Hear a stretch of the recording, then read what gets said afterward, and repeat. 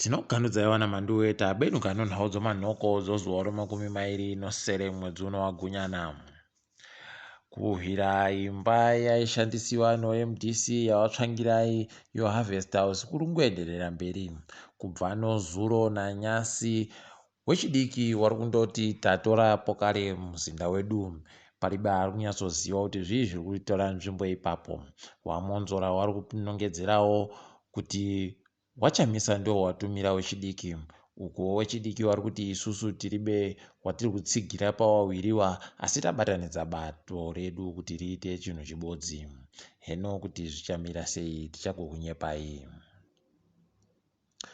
Kuvhuwa pokare kwezvikoro kuri kuenderera mberi. Kwaenderera mberi nyasi asi kuribe kuita tusvinu nokuti wazhinji warairidzi waribe kuenda kuzvikoroko. Masangano anomirira kodzero dzewarayiridziwo pabodzipo ati zvoni wachagoita hurukuro nehurumende wari kudzimba. Hurumende yakanga yati ichagowapa mari yokuti zvivarerukire mazuva ari kuteera aya.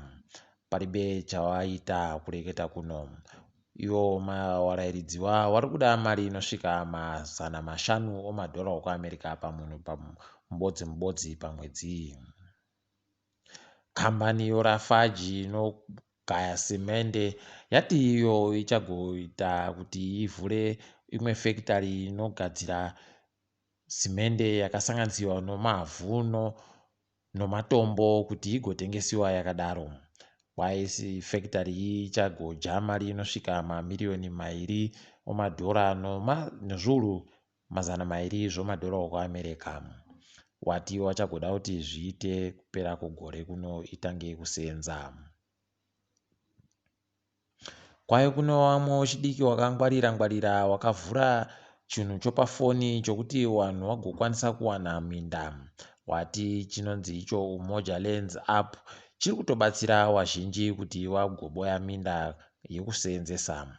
Minda iyi kwaye unogona kutsvaka yokuti ubhadhare mari pamwedzi kana kutoita wokutenga kana uchida. Izvi zvinhu zvinotofadza idi.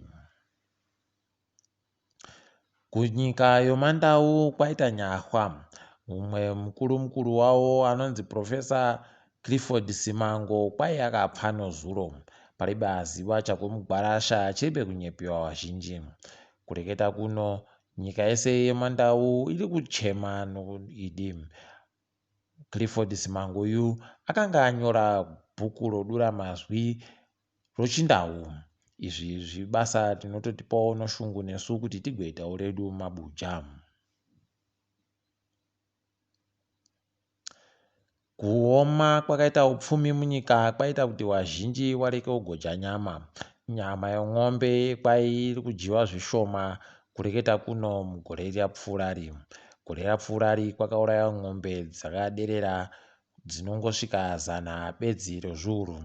Makore mamwe ese aibva atoita kupfuura 100 kana kusvika kuma120 ezviuru.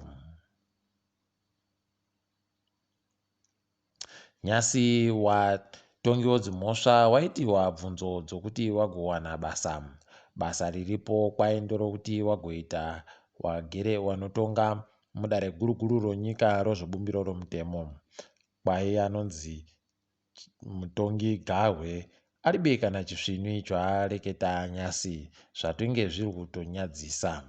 Tichazomba kuti zvii zvichaitika pavanenge wapedzapo. Hurumende nyasi yagobudisa masoko okuti masoja nemapurisa nevamwe matikitivha wakatomirira kuti wanenge wada kuita zvokugededza nyika wasungiwe. Watiwo masoja aya nemapurisa wakatomirira kuti zvinhu zvenyika zvireke kugokanganisiwa nevanenge vachida kuita zvoumbimbimbindogazvo. Tiringedzo pasi rese. Mutungamiri wenyika yekuAmerica Donald Trump angangopinziwa muto unopisa nokuda kwenyaya yekutiza kubhadhara mari yomutero. Mari yomutero iyi kwai makore anotosvika 10 ainge aribe kubhadhara mari iyi. Makore apfuura kwai akandobhadhara mari inosvika $450 omadhora pagore rega rega. KuBelarus, nyasi wapazuva rochi50 noribodzi okuratidzira kwevanhu muhwandu hwavo. Vanhu vari kuda kuti mutungamiri wenyikayo abve pachigaropo. Idi rusununguko runouya vanhu vakapeta maoko. Dai wekwedu wagozvizivawo izvozvo.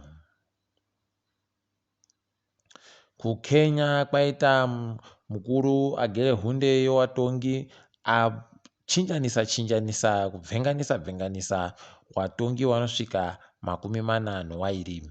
Iri danho ndorekutanga raitika, rikuratidza kuti mukuru uyu ari kutamba ari kutosikinya tusvinhu, ari kuda kuti zvinhu zvinakire vanhu vese munyika machemo. Takadaro mabiya angu togumira pano. Ndini wenyu Mhanduwe Nhau, murinzike zvisvinhu.